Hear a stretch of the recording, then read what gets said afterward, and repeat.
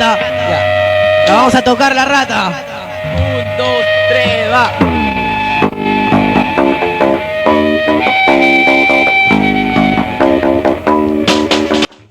Bien, saludos a todos los seguidores de la página Cosmo Chica. Seguimos ahora con el transcurso de las entrevistas que recurrentemente estamos haciendo para conocer un poco más sobre el rock en Trujillo.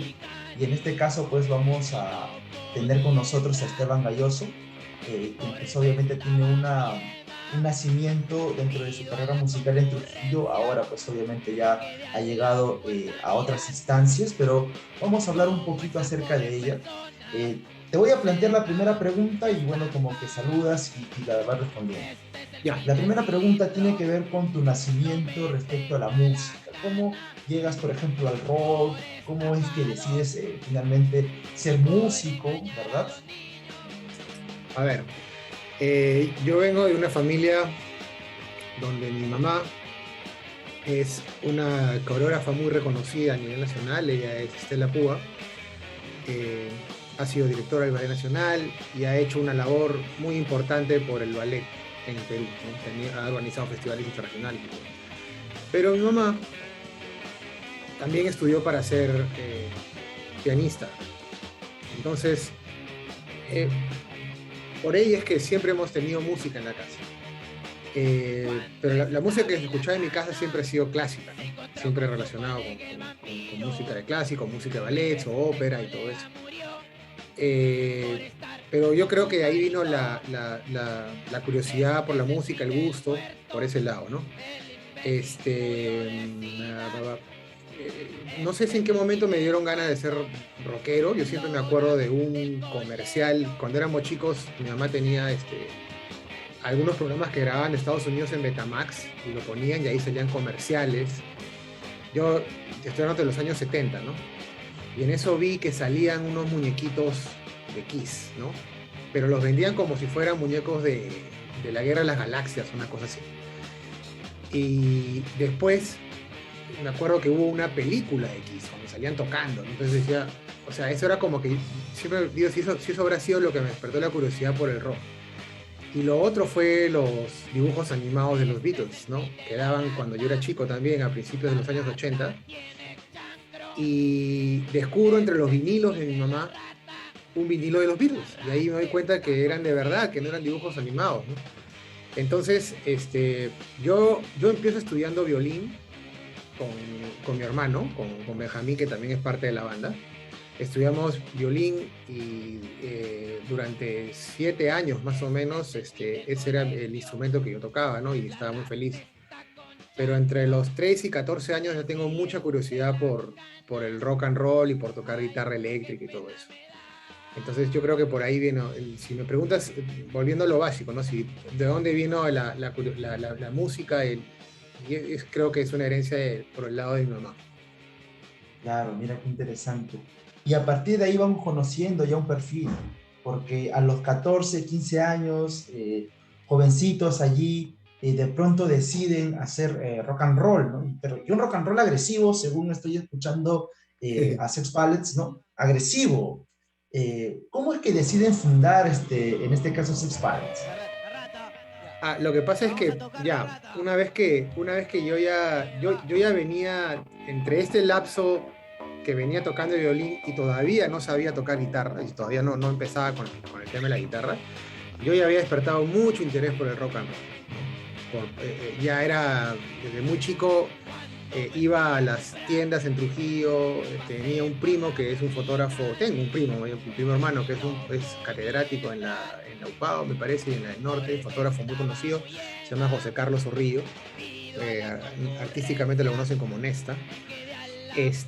Bueno, él y yo teníamos mucha curiosidad por la música y agarramos, siempre me acuerdo de California, agarramos el micro, nos íbamos al centro de Trujillo, a la discoteca Gilbert o a la discotienda Pérez, cualquiera de las dos, una que queda al frente de Casa Campana, otra que daba Gilbert, no me acuerdo la calle, pero es donde está el Cine Ideal, no me acuerdo el nombre de la calle.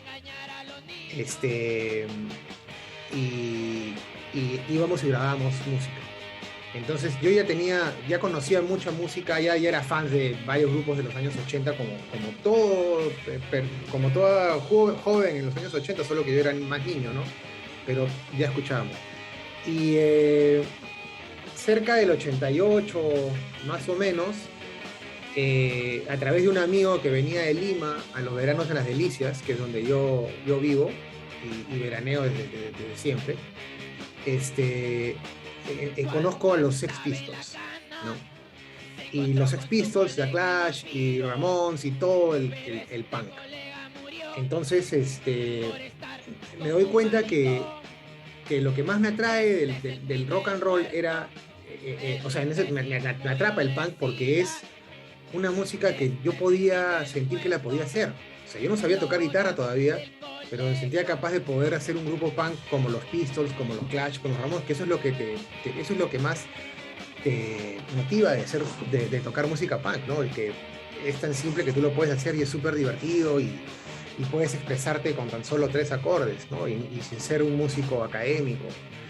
Entonces, por eso fue que quisimos orientar, digamos, hagamos música, pero hagamos música punk. O sea, si podemos hacer, si no tocamos tan bien, no sabemos tocar todavía, podemos hacer eso. Entonces, con 2 amigos del colegio, con Ricardo de Montiel y con Sergio Fernández, decidimos hacer los Sex Bullets, que era como los Sex Pistols, pero Sex Pistols es pistolas sexuales, Sex Bullets son balas sexuales, ¿no? Y éramos unos chibolos, yo tenía, cuando empezamos los Sex Bullets yo tendría 15 años. Evidentemente era un rock punk, pero sin mucho rollo político, sino más que todo era muy cachoso y de alguna forma crítico de algunas cosas de cómo se comportaba la gente en ese momento y todo, pero no era una onda punk como los grupos subterráneos que ya eran muchos, que ya estaban formándose en Lima y todo, ¿no? Como Narcosis, como Leucemia, como eso. Esto era más de chibolos, ¿no? Claro. Si nosotros tendríamos que colocarle un año al nacimiento de Sex Bullets, bueno, yo le decía Vales porque así me habían dicho. No importa, da lo mismo. Yo le digo balas sexuales si quieres, no pasa nada. ¿Qué año le podríamos colocar al grupo? Mira, yo creo que vendría a ser el año 89. ¿Por qué? Porque yo tengo, ahorita justo que acabo de ver, yo me acuerdo que tenía, sin saber tocar guitarra, con unos amigos hicimos unas maquetas de una de las canciones que formaron que terminaron siendo la de Sex Bullets. Esto es 89. El 89 es un año que yo hago tercero de media en el Colegio Perpetuo Socorro y tengo contacto con muchas personas que después van a ser parte de la movida del rock subterráneo en Trujillo, ¿no? Como el chino Paco Naito, como César Tincopa, que formó una banda Suicidio Temprano, y a través de ellos conozco a un montón de gente de ese entorno, ¿no? Sí, yo creo que es el 89, es el año en que empieza ese grupo, ¿no? Los Sex Bullets.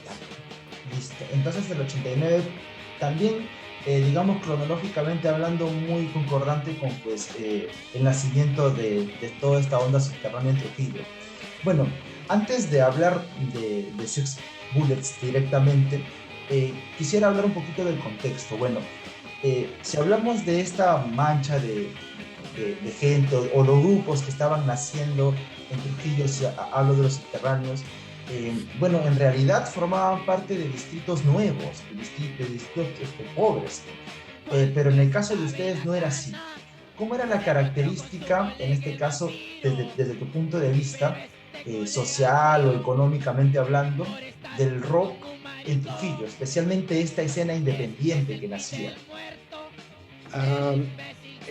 Este grupo de gente que hasta el día de hoy tiene una influencia muy grande en el arte trujillano, que formaron parte de la movida subterránea cuando eran más chicos, venían de un estrato social distinto al de nosotros. O sea, nosotros veníamos de una clase más acomodada en ese sentido y yo no conocía mucho de ellos, si no fuera por... O sea, los conocía a través de las cosas que proponían, ¿no?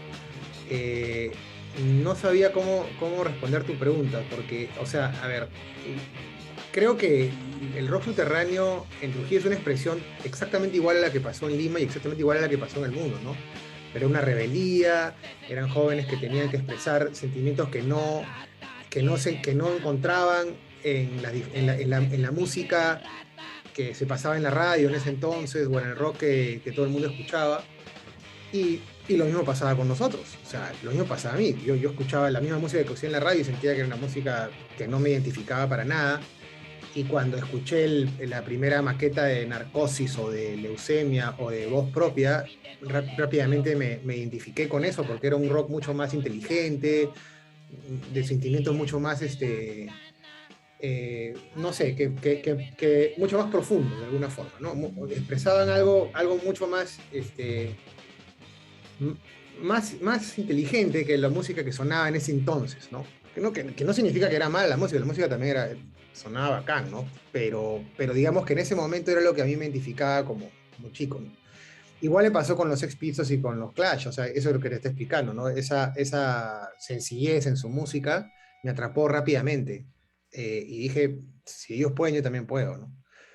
Eh, pero o sea, el año 89, que es un año en el que yo estudiaba en el colegio San José Obrero, que es el colegio donde he estudiado siempre, pero en el año 89 mi papá me saca de ese colegio como castigo por mis malas notas, y paso el año 89 en el Perpetuo Socorro, y ahí es donde tengo ese contacto con todos ellos, y ahí es donde también conozco el rock subterráneo peruano, porque no lo había escuchado todavía. O sea, yo ya me gustaban los Pistols y los Clash, y rápidamente congenié con los amigos que les gustaba ese tipo de música, y ellos me daban a mí la música del rock subterráneo peruano. Entonces, fue para mí todo un choque cultural muy importante y un despertar, ¿no? Esa época para mí fue muy, muy, muy bacán. Y rápidamente, bueno, hasta poder causar cierta contradicción el hecho que hayas estudiado prácticamente toda tu vida en colegios de índole muy religioso y que de pronto termines tocando canciones como La rata tiene chancro, ¿no? Que es, digamos, muy explícita en realidad. Y si nosotros queremos, bueno, acá ya caracterizar el ámbito musical, ¿no? Entiendo pues que era, como dices, hacer rock and roll agresivo o punk, ¿no? Aproximarse al punk, por lo simple que era. ¿Consideras que en este caso el rock trujillano, ese naciente independiente, musicalmente era también así, simple?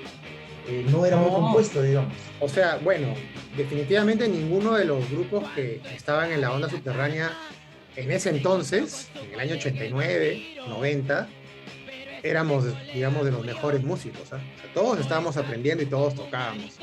Y todos nos tratábamos de expresar de la forma que podíamos, con la destreza que teníamos en ese momento de los instrumentos que manejábamos. Pero no necesariamente, o sea, nosotros hacemos un punk rock clásico, pero por ejemplo, Suicidio Temprano estaba ya más en la onda de Joy Division y de The Cure y una onda más post-punk, que ya, ¿no? De esa época. Habían grupos que tocaban hardcore, ¿no? Blasfemia, por ejemplo, ya eran grupos que tocaban una onda hardcore. O sea, me imagino que, al igual que todos los grupos punk, igual en Inglaterra y en Estados Unidos, todos han pasado por ese mismo proceso. Por eso es una historia que se repite a nivel mundial, este fenómeno de la revolución punk, porque a diferencia de los otros estilos, tú podías aprender en la cancha, ¿no? O sea, ibas tocando y conforme ibas ensayando, ibas componiendo canciones, ibas mejorando en tu performance. Y eso creo que nos pasó a todos, ¿no? Eso creo que nos pasó a todos los que hicimos, los que pasamos por esa etapa, ¿no? No lo considero simple para nada. Es más, Suicidio Temprano a mí me parecía que tocaba increíble, ¿no? Yo quería, yo sentí un poco de, ¿cómo te digo? Me intimidaba un poco porque decía que los escuchaba que sonaban mejor como grupo que Sex Bullets, ¿no? Entonces decía, tenemos que ensayar más todavía, y así, cosas así, me motivaban. Claro, no, entiendo además con personas que ya me he entrevistado antes, que me he contactado de alguna otra forma. Suicidio Temprano creo que fue una de las bandas que más época marcó en Trujillo en aquellos años, ¿no? En 89, 90, 91. Creo que fue la banda que tenía la propuesta más armada, el grupo que la tenía más clara en todo sentido, y eran mucho, y tenían una madurez mayor a lo de los demás grupos, ¿no? Creo que por eso esa propuesta a todos los grupos a todos los que los vimos tocando en vivo, de alguna forma nos gustó, ¿no? A mí me gustaba muchísimo. Ahí te quería plantear una pregunta que en realidad ya me la has venido respondiendo poco a poco, que era como estabas, digamos, participando en la parte musical aquí en Trujillo, ¿qué otras bandas los acompañaban? Vi por ahí un concierto del 90 en el que has subido tú una canción, ¿no? Hace tiempo, ya en tus redes sociales, en que la escuché, la tengo descargada por allí. Ahí hay algunas bandas que tocaron con ustedes, pero ¿qué otras participaron? ¿Te acuerdas que estuvieron por allí cuando tú estabas, pues obviamente, aquí en Trujillo? O sea, nosotros en nuestros primeros conciertos, de hecho, nuestro primer concierto fueron en las kermeses o en las fiestas que había en el San José, ¿no? En el San José Obrero había una tradición de grupos, de hacer una fiesta y que siempre tocara un grupo del colegio. Cuando nos tocó a nosotros en el año 90, ahí debutamos, ahí tocamos y tocamos nuestras canciones, ¿no? De hecho, La Rata Tiene Chancro se convirtió en un hit en el colegio, al toque, ¿no? Después tengo este concierto, que es el concierto en el Swing Latino, que es el primer concierto que se hace en Trujillo subterráneo con equipo, o sea, un concierto de verdad, porque antes de eso habían habido otros conciertos, pero digamos en casas de amigos. Esto fue como que una cosa oficial, ¿no? Bien hecha, bien producida. Y después nosotros siempre nos colamos donde podíamos, o sea, en toda la existencia de Sex Bullets, que ha sido desde el año 89, 90, o sea, 89 que se ha formado, pero 90 que hemos debutado, hasta el 92, hemos tocado donde podíamos. Si había un concierto, después hubo otro concierto en un local que se llama El Farol, o El Faro, nos metíamos ahí. Si teníamos que tocar con grupos como los grupos que tocaban covers, que eran mucho más grandes, que tocaban en las tinajas, en esa época estaba Memories, creo, o Factory, nos metíamos ahí también con ellos. Si había una fiesta, un quinceañero y estaba tocando un grupo, nos metíamos ahí a tocar. O sea, en ese momento era donde haya un concierto, ahí nos colábamos. O sea, yo recuerdo que habían hasta fiestas, grandes fiestas en Huanchaco, donde todo el mundo estaba toneando y nosotros íbamos a decir si podían dejarnos tocar una cancioncita. Subíamos, tocábamos La Rata y nos bajamos. Y esa era nuestra filosofía, ¿entiendes? O sea, siempre, entonces por eso estábamos tocando con todo el mundo. Y ahora, claro, entonces si había algún concierto subterráneo, seguramente íbamos a meternos ahí, ¿no? Y si no, en lo que sea. Ya, mira qué interesante, ¿no? Porque en realidad la filosofía propiamente dicha era simplemente tocar, no interesaba dónde, sino tocar, no tocar. Bacán. A veces me acuerdo de esa época y decía qué huevos, ¿sabes? Porque, o sea, era el momento en que solamente sabíamos tocar esa canción y nada más, pero nos metíamos a tocar, o sea, teníamos la seguridad de que sonábamos bien, de que podíamos hacer algo y bacán, y nos metíamos y así poco a poco fuimos agarrando cada vez más confianza. Desde una perspectiva tú dices, oye, realmente parecen hasta heroicos, ¿no? El hecho de que simplemente lo hagan por tocar, ¿no? Muy distinto a cómo es la música ahora, especialmente la comercial, ¿no? En Claro. ese tiempo pues era un poquito más, digamos, hasta si el término acá equivale salvaje, ¿no? O sea, Sí, sí. bueno, cuando estaba entrevistando, por ejemplo, a Víctor Macías de Chupo, me comentaba que Sex Bullet sería como una primera parte para lo que luego sería Campo de Almas. ¿Es Correcto. algo así? ¿Sí sería así más o menos? Tal cual. Sex Bullets termina cuando terminamos el colegio. Se acabó el colegio, mis dos amigos, mis dos compañeros de banda se fueron a estudiar al extranjero. Yo entré en una etapa de transición y mi hermano, el bajista de Campo de Almas, Benjamín, ya estaba interesado en tocar, y entonces yo empecé a hacer música con él. Y entre el año 92 y 94, que es el lanzamiento de los Sex Bullets, que es el lanzamiento de Campo de Almas en 94, que es en noviembre del 94, es el primer concierto de Campo de Almas, pero durante el año 94 ya se forma Campo de Almas. Entonces en esta etapa hay una etapa de transición. Y de hecho, cuando armamos Campo de Almas con los integrantes trujillanos, los originales, Guillermo Chemiel en la voz y Renato Veriao en la batería, nuestro repertorio estaba formado por una canción que se llama, por ejemplo, Paseo Maldito, que era una canción de los Sex Bullets, ¿no? Una canción donde le damos con palo a toda la gente que veíamos, o sea, o que describíamos cómo eran los veranos en las delicias, pero de una forma bien, bien irónica, como somos nosotros, ¿no? Y esa canción formó parte de las primeras canciones de Campo de Almas. Y yo compuse una canción previa a Campo de Almas que se llamaba Solo, también en esa etapa de transición, y Solo es la primera canción que sonó en la radio de Campo de Almas en el año 94. Entonces sí, tal como lo ha dicho el Chupo, exactamente así. Yo he pasado de Sex Bullets, una transición, a ver cómo hacemos, cuál es la nueva banda, y armamos una nueva. Mira qué interesante. Bueno, ya ahí ya se identifica una situación de génesis respecto a Campo de Almas y quieras o no, pues es una de las bandas que más trascendencia ha tenido, que por lo menos ha nacido en Trujillo. En Trujillo como que las bandas son un poco más, duran poco, como Claro. que nacen y el apoyo, ¿no? Y quizá la falta de ello hace que desaparezcan, ¿no? Acá hay otro aspecto, ¿no? Campo de Almas, de lo primero que escuchas, lo que me comentas también, a lo que, digamos, ahora está produciendo, que es obviamente mucho más formal, mucho más musical también, ha tenido un cambio muy interesante, ¿no? Pero bueno, ahí quiero preguntarte dos cosas. ¿Cuáles han sido esos cambios musicales, ¿no?, que tú consideras en ti y también obviamente en el grupo? Y segundo, ¿por qué ese cambio también de lugar, ¿no?, de pronto de Trujillo hasta allá Lima? Te respondo a la segunda primero. El cambio a Lima fue porque justamente queríamos desarrollar una carrera y tener un alcance nacional. Nos dimos cuenta que en Trujillo no lo íbamos a poder lograr. Desde el año 94 y 95 hasta mediados del año 96, que fue toda la etapa trujillana de Campo de Almas, dimos cerca de 32 conciertos, que es un huevo. Tocamos en Piura, tocamos en Sullana, salimos a tocar Trujillo, tocamos a otros lados ya como Campo de Almas, y sentíamos que no podíamos despegar. Y en ese lapso, en el año, a principios del año 96, existía una disquera independiente en Lima que se llamaba Navaja Records, que había editado a varios grupos.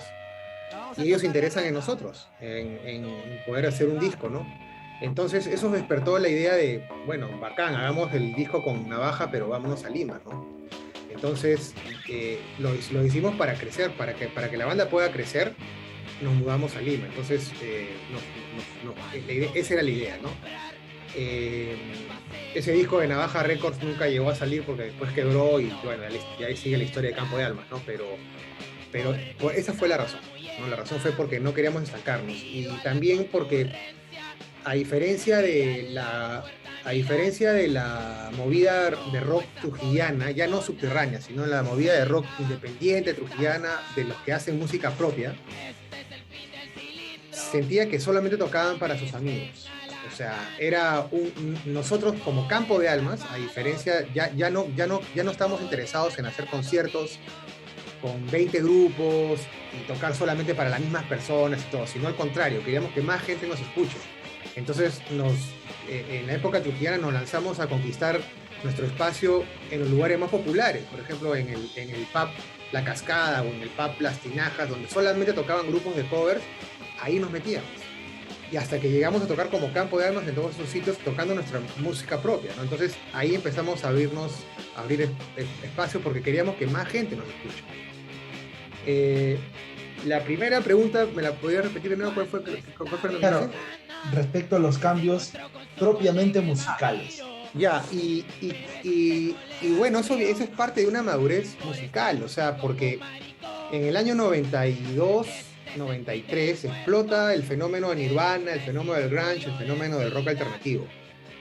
Y yo me sentía completamente reivindicado musicalmente, porque toda la música que yo escuchaba en los años 80, que todos mis amigos me la basureaban y todo eso, ahora era la música que todo el mundo pasaba en la radio, ¿no? De pronto escuchamos en la radio y pasaban canciones de Ramones ahora, y te decía, mira tú, o sea, ¿no? Ah, sí, Y claro. ese momento para mí ha sido el mejor momento musical. Y resulta que habían radios que pasaban la música que yo siempre había escuchado, grupos como R.E.M., grupos como los Smiths, los Cure, o sea, todos ellos ahora estaban sonando por todos lados. Y además toda esa camada de grupos que se vino nueva. Entonces, la influencia de Campo de Almas, en un principio es eso, es el rock, era el rock alternativo, también tener una onda más romántica, grupos como Mar de Copas también nos influenciaron mucho, porque sentíamos que era más o menos lo que queríamos hacer y empezamos a ir variando hacia eso, ¿no?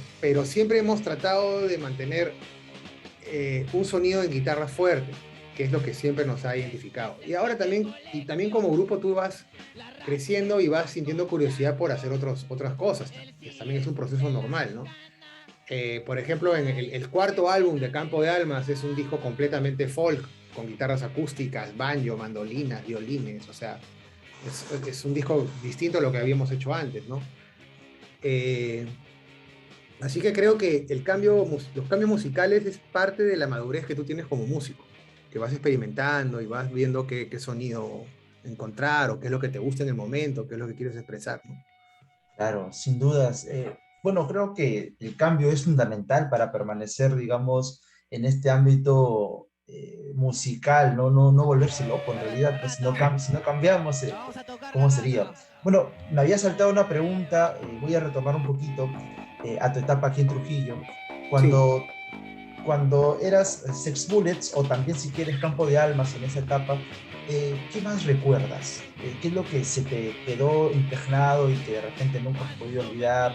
Puede ser algo, digamos, muy bueno o también puede ser algo muy malo porque seguramente no todo era color Sí, de rosa. sí, sí. A ver, lo bueno era que hice muchas amistades en el ambiente rockero, ¿no? O sea, me acuerdo, me acuerdo cómo conseguíamos música, por ejemplo, cómo para encontrar un álbum te demorabas, creo que 2 semanas, ¿no? Y solo tenías acceso a 4 discos al año, creo, porque no es como ahora que tienes todo en el celular. En esa época era complicadísimo y teníamos que ver quién se iba a Lima, a la Colmena, para que nos traiga una copia de un disco y que llegaba con un disco rap o Yo a veces tenía la suerte de que mis papás se iban de viaje y me traían, por ejemplo, me trajeron un CD de los Sex Pistols en concierto y eso, puta, pues, a grabar a todo el mundo o a intercambiar para que todo el mundo, ¿no? Para que lo escuche, pero yo también tenía que recibir algo, ¿no? Te mando eso, pero dame el último de Exploited, ya. Y así nos intercambiamos música. La parte difícil, la parte fea del asunto era, primero, la poca apertura. Esto es más como Campo de Almas, porque como Set Bullets, al ser nosotros éramos como que nosotros buscamos y nos abríamos paso como sea. Pero con Campo de Almas, que era un proyecto mucho más profesional, donde ya teníamos canciones grabadas y sonamos en la radio y todo, y necesitábamos espacios para darnos a conocer. Recuerdo que había mucha envidia de grupos que tocaban música cover, ¿no? Se sentían amenazados, entonces no había mucha camaradería de banda. Y eso, de hecho, en general, en el rock nacional, lo hemos sentido en Trujillo y lo hemos sentido en Lima hasta hace 10 años. Hasta hace 10 años, no sé, como que todos hemos madurado y ahora todos los grupos de rock nos queremos. Pero antes todo era envidia, todo era amenaza, todo era, puta, este grupo me llega el bicho, se ponían cosas así. Y en Trujillo era igual, o sea, nosotros, puta, no, nos ha costado mucho como Campo de Almas, yo creo que la primera generación de fans del rock independiente en Trujillo quizás no nos veía con buenos ojos, ¿no? Yo pensaba que, por ejemplo, cuando llegamos a salir en MTV, que no solamente fuimos el primer grupo peruano que salió en MTV, eso iba a ser la cagada. O sea, yo dije, puta, ahora sí en Trujillo van a pasar mis canciones en la radio, puta, nada.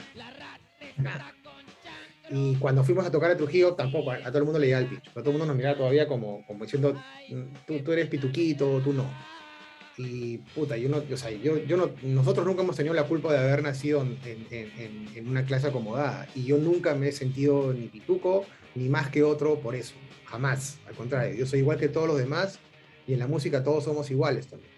Pero yo sí sentía eso, sentía que había algún tipo de freno. Y ha pasado mucho tiempo para que las cosas en Trujillo se vayan calmando.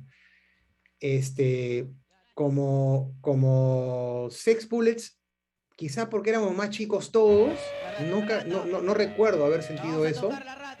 Y más bien con toda la gente de la movida subterránea siempre tengo muy buenos recuerdos de amistad. O sea, yo me acuerdo que a mi casa, por ejemplo, iba César Tincopa, no sé con quién fue en ese momento, pero nos sentábamos en la sala de mi casa a tocar guitarra. O sea, él me enseñaba lo que sabía, esto estoy hablando del año 89, ¿no? Y yo le enseñaba lo que yo sabía tocar, por ejemplo, 1-2 ultraviolentos los violadores, en acordes en quinta, y él sabía tocar otro tipo de acordes, ¿no? O me traían un video, mira, hemos conseguido esto desde Lima, un video de los Sex Pistols, y nunca los había visto en video. Y recuerdo clarito el momento que lo vimos y estaba con ellos, manja, puta, era el de huevo, ¿no? Entonces, pero después sí, esa parte sí fue un poco complicada para nosotros en Trujillo. De hecho, hicimos una gira después, en el año 2004, Rock Papurinam, ¿de acuerdo? Ya cuando Campo de Almas era un grupo bastante conocido en Lima y todo, y en todo el Perú en realidad, porque es una gira nacional, y en Trujillo nos fue pésimo. O sea, había un huevo de gente, tocaba Zen antes que nosotros y nosotros cerrábamos. De hecho, nuestros amigos de Zen nos dijeron, ustedes sirvan en Trujillo, ¿no? O sea, porque nos turnábamos una ciudad cada uno. ¿Quién cerraba por ejemplo, quién cerraba en Piura? Cerraba Zen. Pero cuando tocó Campo de Armas fue brutal en Piura. ¿Quién cerraba en Chiclayo? Cerraba Zen. Cuando tocó Campo de Armas en Chiclayo fue una locura. Y nuestros padres de Zen me dijeron, puta, que ustedes cierran en Trujillo, no quiero ni imaginarme lo que se viene, ¿no? Porque viviendo Piura y Chiclayo increíble, Trujillo va a ser brutal. De hecho, cuando llegamos al concierto del Club Libertad, un huevo de gente, puta, y nosotros nos sentíamos, puta, que al fin, bacán. Tocó Zen, increíble, todo el mundo pegadazo con Zen. Salimos nosotros, frío.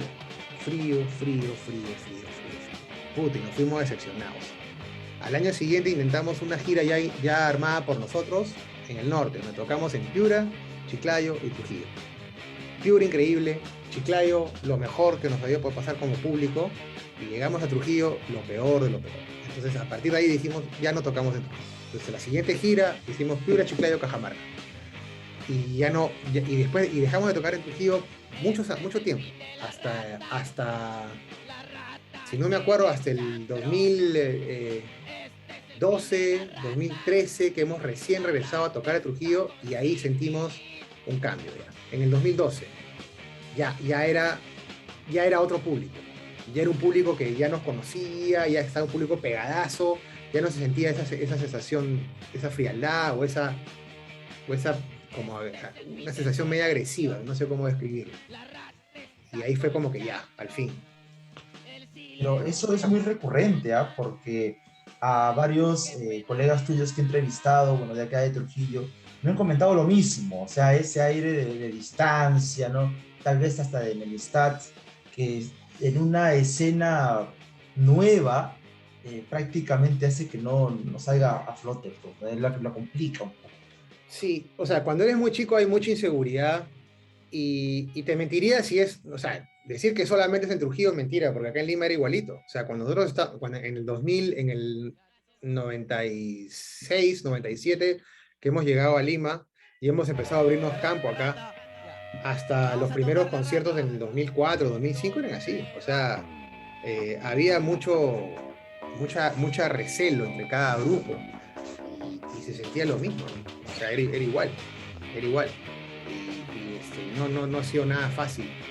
Y creo que esta inseguridad se ha ido venciendo, por lo menos ahora, de repente es por la edad, ¿no? Y por el tiempo que ya tenemos tocando. No sé cómo será la movida con los chibolos, con los grupos nuevos que están tocando ahora. No sé si entre ellos habrá ese tipo de cosas, pero ya entre mis colegas y entre los grupos que nos vemos, todo es armonía, bro. Todo. O sea, todo nos deseamos lo mejor. Ya no hay ese problema de que tú sí, yo no, yo con más volumen, tú con menos volumen, yo toco al final. La bro, ya esa vaya pasó. ¿Me entiendes? Mira, qué interesante. Probablemente hasta sea cíclico. Quién sabe, ¿no? Cómo es que las bandas actuales de ahora se puedan, digamos, desenvolver. Quizás hasta sucede lo mismo. Quién sabe. Bueno, Tendrías que preguntarle a los chicos de la generación actual, ¿no? No sé, a ver, a las bandas trujillanas del momento, qué sienten al respecto, ¿no? O sea, sí. nosotros sí la tuvimos difícil, pero es una etapa que ya terminó, ¿no? De hecho, ahora que estamos a punto de celebrar nuestros 27 años, pero el concierto se vende como el de los 25 años porque es el concierto que se canceló por la pandemia, ¿no? Es un concierto aplazado, digamos. Este concierto debió suceder 2 años antes. Entonces, es un concierto de los 27 años, pero bueno, se llama el de los 25. Tenemos un montón de saludos de bandas amigas, ¿no? Felicidades, felicidades. Ya es otra etapa, ¿no? Imagino que es por la edad, pero sí, pues, en tu pregunta, sí, sí, sí recuerdo eso y me da mucha pena porque Trujillo no nos fue bien hasta en los primeros 10 años del Campo de Almas, fueron complicadísimos, complicadísimos. Es interesante. Y hablando de complicaciones, quisiera también de repente preguntarte aquí, esto, bueno, escuchándote se me ha ido planteando en la mente, es qué tan difícil es hacerse un lugar en la escena grande limeña para un grupo de Trujillo, que obviamente recién se añadía a ese mundo, ¿no? Fue muy complicado, me imagino, o quizá no. ¿Cómo fueron esos inicios, esos primeros años en Lima? Fue muy complicado y fue muy parecido a Sex Bullets, este, pero con Campo de Almas, ¿no? Teníamos que colarnos, o sea, por ejemplo, el baterista de Campo de Almas, Álvaro Fernández, eh, por ejemplo, había una kermés en su colegio y tocaba Mar de Copas. Oh, va a tocar Mar de Copas en la kermés de mi colegio. Agarramos el teléfono y llamamos a la Bacus. Hola, ¿qué tal? Escúchame, yo tengo un grupo, se llama Campo de Almas, acá tengo un disco, te lo mando, por favor, haz lo posible para poder tocar antes de Mar de Copas, y así.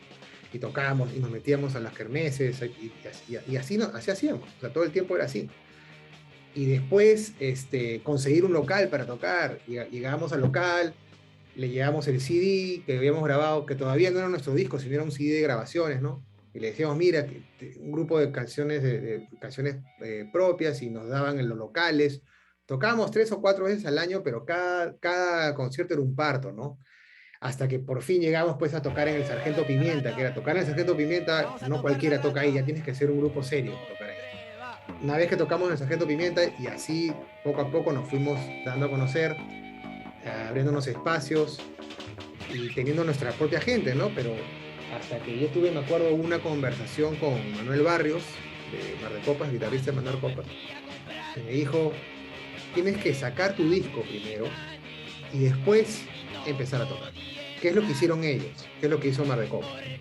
Entonces, dejamos de tocar el año 99, nos metimos todo el 99 y todo el 2000 a grabar nuestro disco, hasta fines del 2000 volvimos a entrar.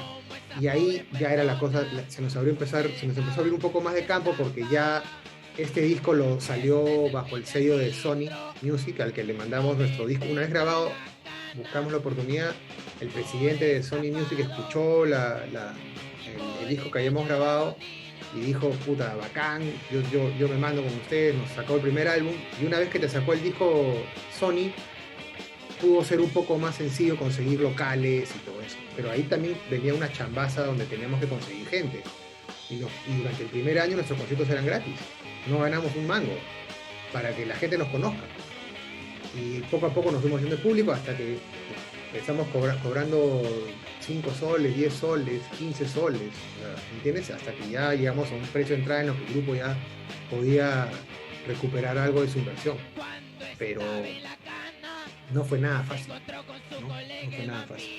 Hay que trabajar mucho, hay que tener mucha constancia. El rock de por sí no es sencillo, o sea, ser músico en el Perú no es sencillo, ser músico de rock es triplemente difícil, muy difícil, porque el rock ya no es la música popular con la que nosotros crecimos, con la que tú escuchabas en la radio y escuchabas todo era rock en los años 80 o en los años 90. Ahora ya casi no hay música con guitarras, la gente ya casi no escucha rock, escucha otro tipo de música. Las nuevas generaciones, yo veo que todos los chiquillos están en cualquier cosa menos en rock, están escuchando musicalmente, están escuchando otras cosas. Y además, ahora claro, tú tienes la posibilidad de que tu música esté en todos lados por las aplicaciones que hay y todo, pero al mismo tiempo hay demasiada información. Entonces, que haya una recordación es más difícil. Entonces, no creo que sea más fácil ahora, ¿no? Y nunca va a ser fácil, siempre hay que ser complicado. Y acuérdense que, como escuché yo, ¿no? Cuando esta anécdota siempre la cuento porque siempre me viene a la cabeza que cuando yo era chibolo, veo una entrevista de Mickey González y a Mickey González le preguntan eso, le dicen, ¿qué le aconsejas a los jóvenes que quieren empezar a tocar rock and roll? En el rock no hay plata. Entonces, ¿me entiendes? Estamos en Perú, y en Perú el rock ya no, o sea, el rock nunca ha habido plata, y el rock nunca ha sido popular, las radios no te pasan. Entonces, si tú vas a ser músico de rock, tiene que ser por una cuestión de convicción, de tu amor hacia la música y de tratar de que las ganas de expresar lo que quieres decir, ¿no? Como una cuestión artística. No creo que ya nadie forme una banda pensando que va a ser rockstar, tipo Paul McCartney y Mick Jagger, ¿no? O sea, pero ¿sabes qué? Cuando llegas a tocar en un concierto, en un festival donde hay 5.000 personas, 6.000 personas, 10.000 personas, que no sabes que me ha pasado a mí, y tú tocas en un sitio como esos, se siente igualito.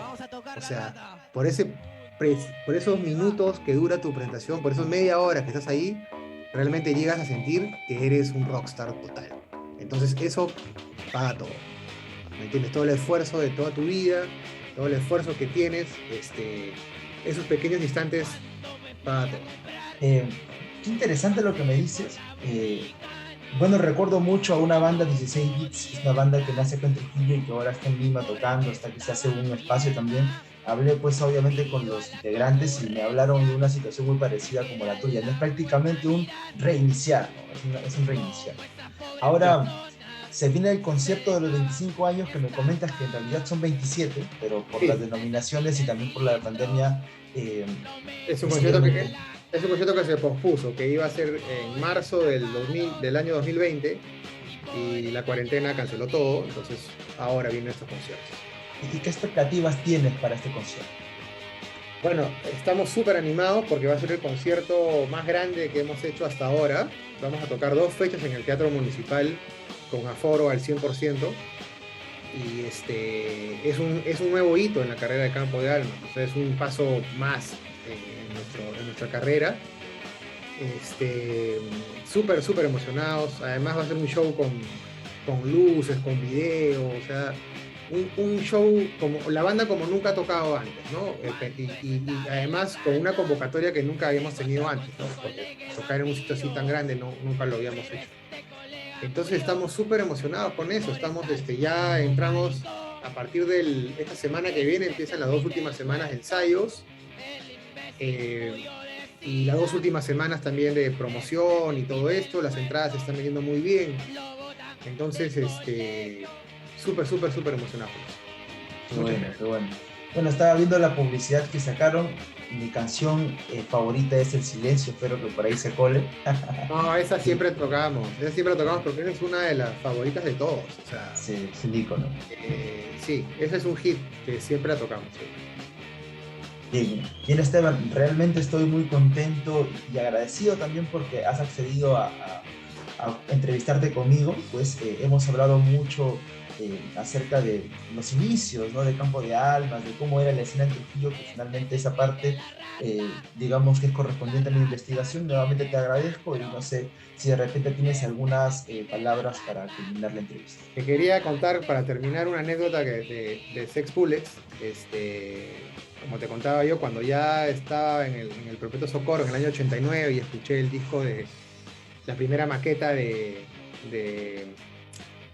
Narcosis, y como a todos nos cambió la vida y todo el mundo quería hacer maquetas ahora, y nosotros también hacíamos, como Sex Bullets, hicimos varias maquetas de canciones eléctricas, de canciones acústicas, todo eso. Y hace como, no sé, hace unos años atrás,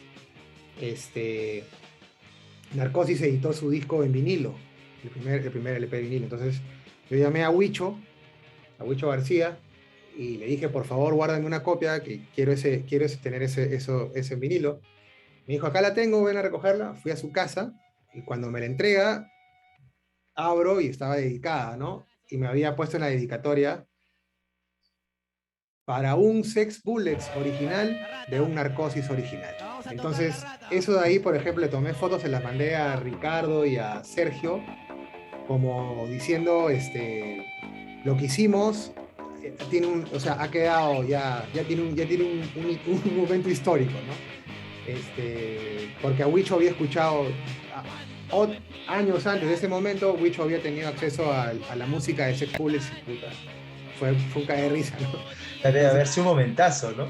Entonces, cuando me entregaron yo tengo ahí mi vinilo de Narcosis con esa dedicatoria. Para mí eso es como que los Sex Bullets lo lograron. Llegaron. Es el estrellato, ese es el estrellato, Sí. ya. Sí, Por sí. supuesto. Llegaron al reconocimiento. Qué bueno, qué bueno. Bien, ¿algo más querías decir? No, te agradezco, gracias a ti, y te felicito por la página, por este movimiento que estás haciendo, porque es muy importante que Trujillo tenga este tipo de récord histórico, ¿no? Y que tú lo estés investigando y que le estés dedicando todo eso, y además que se forme una historia del rock trujillano. Ese es buenísimo. Bacán, Esteban. Te agradezco, y bueno, ya seguro estaré compartiendo la entrevista por redes en unos días. Cuando quieras, feliz de conversar contigo para lo que necesites. Perfecto, hermano. Muchas gracias, ¿eh? Nos vemos. Cuídate mucho. Gracias. Chao. Luego. Ana se encontró con su colega el vampiro, pero este colega murió por estar con un maricón.